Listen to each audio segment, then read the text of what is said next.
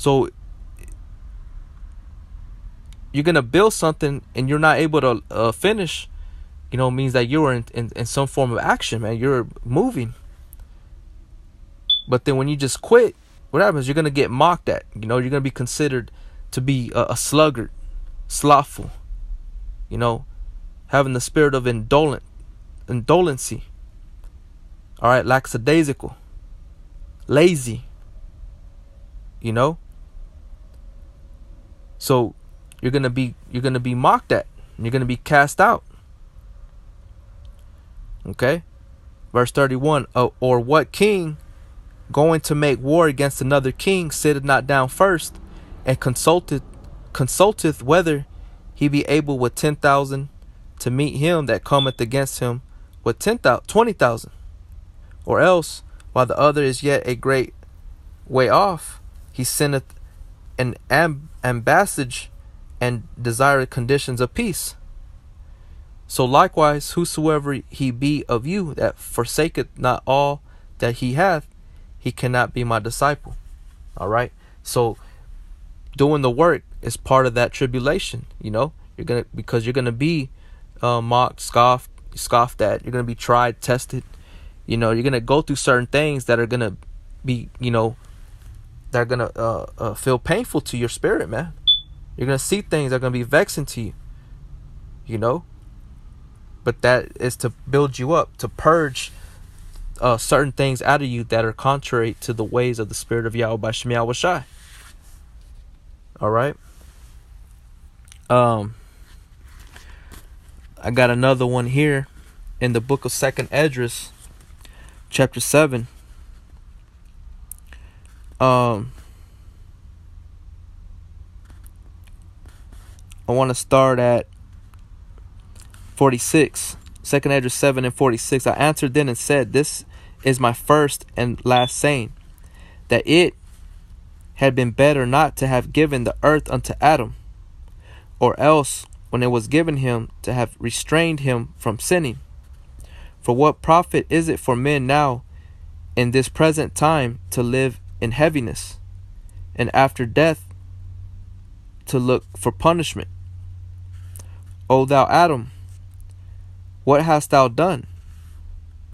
For though it was thou that sinned, thou art not fallen alone, but we all that come of thee. Right, because Adam went off, Eve, and we're all having to pay for that. But in order to be delivered out of that, you have to come into the into Yahweh Shem Yahweh Shai's ways, man. And stop making excuses, stop feeling sorry for yourself, and not doing nothing about it. All right.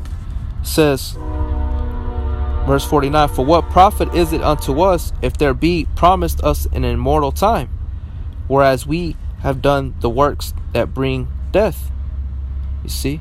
So you're going to have to acknowledge that basically you're not worthy, man. You have to do this to the best of your ability and hope, be a prisoner of hope, and just stop making excuses, man. Because you don't know.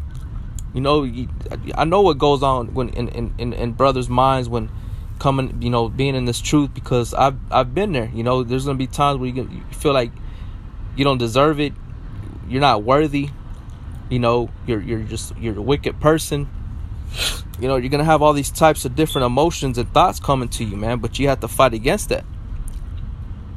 All right, but it should not hinder you from doing the work. You have to do the work, man. All right. It says, and that there is promised us an everlasting hope, whereas ourselves being most wicked are made vain. Right. So the Most High is only giving this promise unto a small remnant, an elect, and they're gonna be found faithful. Why? Because they did according to what was commanded unto them to do, man. They didn't make excuses. They weren't being disobedient. They were doing this thing to the best of their ability, out of a sincere heart. Verse 51, and that there are laid up for us dwellings of health and safety, whereas we have lived wickedly, and that the glory of the Most High is kept to defend them which have led a weary life, whereas we have walked in the most wicked ways of all, and that there should be showed a paradise whose fruit endureth forever, wherein is security and medicine, since we shall not enter into it. Right? So the only the elect are going to receive the good things that Ezra is mentioning, but everybody else is going to receive unprofitable things. Why? Because they were wicked and were made vain, man. You know, they followed after vanity, you know, after their own pernicious ways, you know, so they're not going to be able to enter into it. The elect will. Verse 54, for we have walked in unpleasant places, and that the faces of them which have used abstinence shall shine above the stars, whereas our faces shall be blacker than darkness. You see, because those that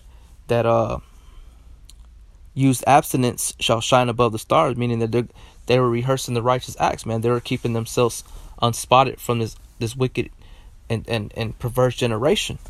All right. Verse 56. For while we lived and committed iniquity, we considered not that we should begin to suffer for it after death. Then answered he me and said, this is the condition of the battle, which man that is born upon the earth shall fight, that if he be overcome, he shall suffer, as thou hast said, but if he get the victory, he shall receive the thing that I say. For this is the life whereof Moses spake unto the people while he lived, saying, choose thee life, that thou mayest live. You see? So that's what this servant that is in Luke chapter 14 is telling to the people, come, for all things are now ready. But there's a condition in order to be invited and to actually sit there at that feast. There's a condition, and you have to fight, you have to work, you have to do the things that are pleasing to Yahweh B'Shem Yahweh Shai. All right. I hope it was edifying, man. You know, just stay strong, keep fighting, man. You know, if you're still breathing, you're still alive, you know, keep doing the work, man, because that's a big sign of you still in the truth. You know, examine yourself, repent, get right, man. You know, because the days are short, and we know that Yahweh B'Shem Yahweh Shai is here, man, and we just got done with the Passover, you know, so it's not too late, nor is it over. You know, just make your calling and election sure, and that's by doing the work. All right, you can read the book of James where he talks about showing your faith, without works, but he's going to show you his faith by his work.